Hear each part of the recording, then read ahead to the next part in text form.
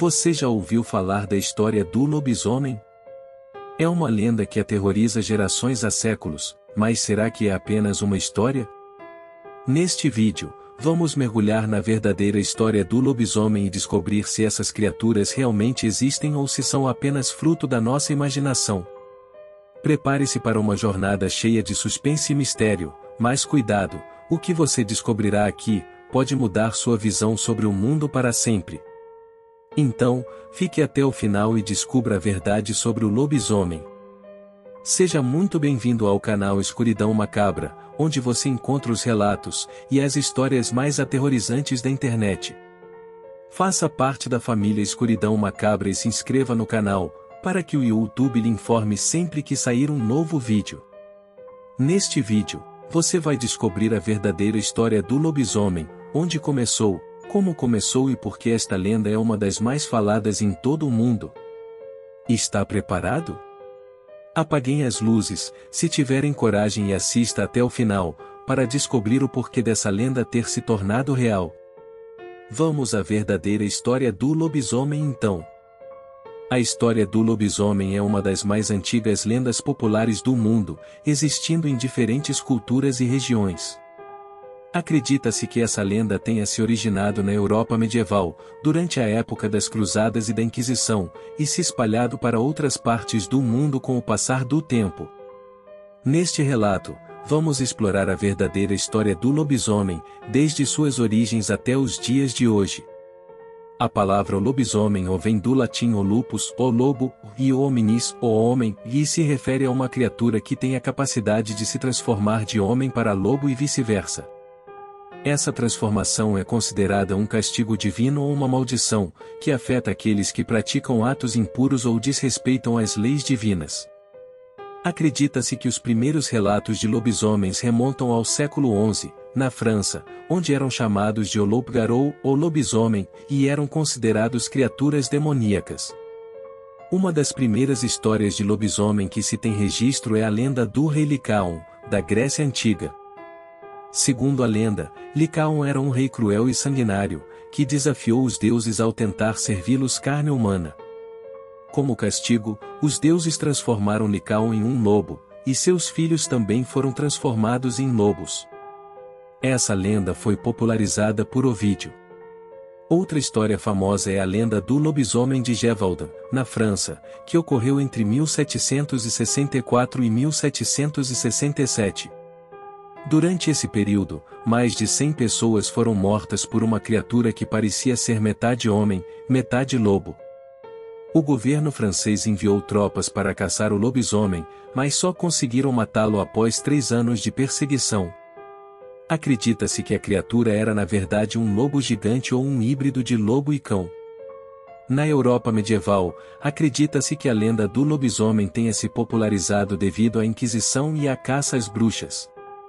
Muitas pessoas foram acusadas de serem lobisomens, ou bruxas, e foram julgadas e executadas por isso. As histórias de lobisomens eram frequentemente usadas como uma forma de assustar as pessoas, e manter a ordem social. No Brasil, a lenda do lobisomem é muito presente na cultura popular, especialmente no Nordeste.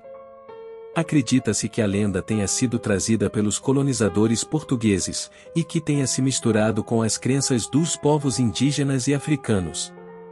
Na cultura brasileira, o lobisomem é geralmente representado como um homem com cabeça de lobo, que perambula pelas estradas durante a noite e ataca viajantes solitários.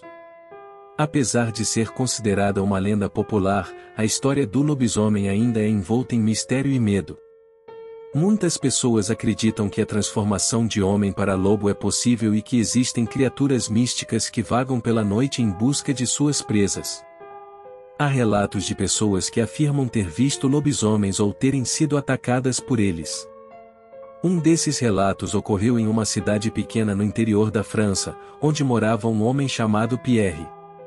Pierre era um homem solitário e misterioso, que raramente saía de casa, e era evitado pelos habitantes da cidade. Certo dia, uma jovem chamada Marie desapareceu misteriosamente. Ela tinha ido até a casa de Pierre para entregar uma encomenda, mas nunca mais foi vista desde então. Os habitantes da cidade começaram a suspeitar de Pierre e acreditavam que ele era o responsável pelo desaparecimento de Marie. Algumas noites depois, um grupo de caçadores encontrou o corpo mutilado de um animal, na floresta próxima à cidade. O animal parecia ser um lobo, mas tinha um tamanho muito maior do que o normal. Os caçadores começaram a suspeitar que havia algo estranho acontecendo naquela região, e decidiram investigar. Durante as suas investigações, eles descobriram que Pierre havia desaparecido da cidade, e que ninguém sabia para onde ele tinha ido. Alguns habitantes afirmavam ter visto um homem com características semelhantes às de Pierre, vagando pela floresta durante a noite. Os caçadores então decidiram organizar uma expedição para investigar a floresta durante a noite. Eles sabiam que estavam correndo um grande risco, mas estavam determinados a descobrir a verdade sobre o desaparecimento de Marie e a misteriosa criatura que tinha sido encontrada morta na floresta. A expedição começou na noite seguinte, com os caçadores seguindo trilhas pela floresta e investigando cada canto escuro. Durante a noite, eles ouviam uivos estranhos e ruídos de galhos quebrando, o que aumentava ainda mais o clima de suspense e medo. Quando já estavam quase desistindo, os caçadores encontraram um acampamento abandonado, no meio da floresta. Havia uma fogueira ainda acesa e roupas rasgadas espalhadas pelo chão. Eles também encontraram um diário, que parecia pertencer a Pierre. No diário, Pierre relatava que havia sido mordido por um lobo, enquanto caçava na floresta e que desde então havia se sentido diferente. Os caçadores continuaram seguindo as pistas e encontraram uma caverna no meio da floresta.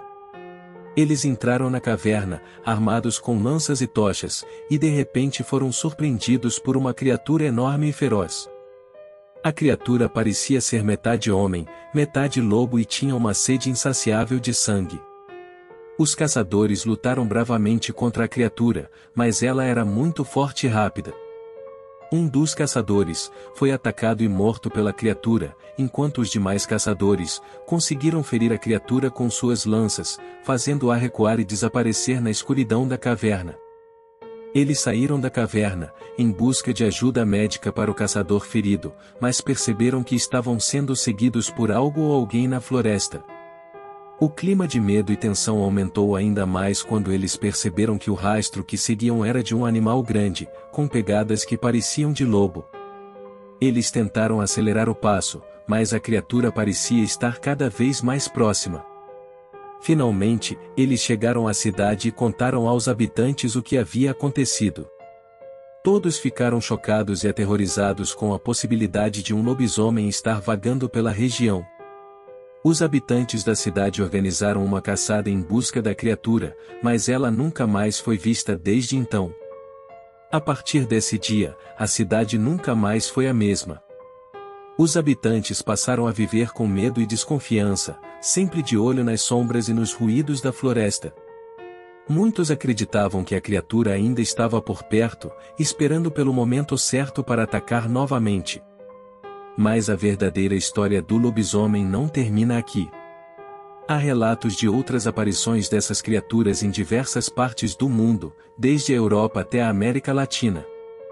Alguns acreditam que eles são resultado de uma maldição ou de um pacto com o diabo, enquanto outros acreditam em uma explicação mais científica, como uma doença ou mutação genética. O fato é que a história do lobisomem continua a intrigar e a assombrar a humanidade até os dias de hoje. Quem sabe o que mais está por vir, ou o que mais está escondido nas sombras da noite? O que você acredita?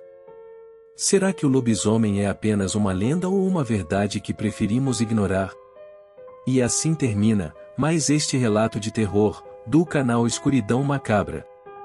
Agradeço desde já a atenção de todos.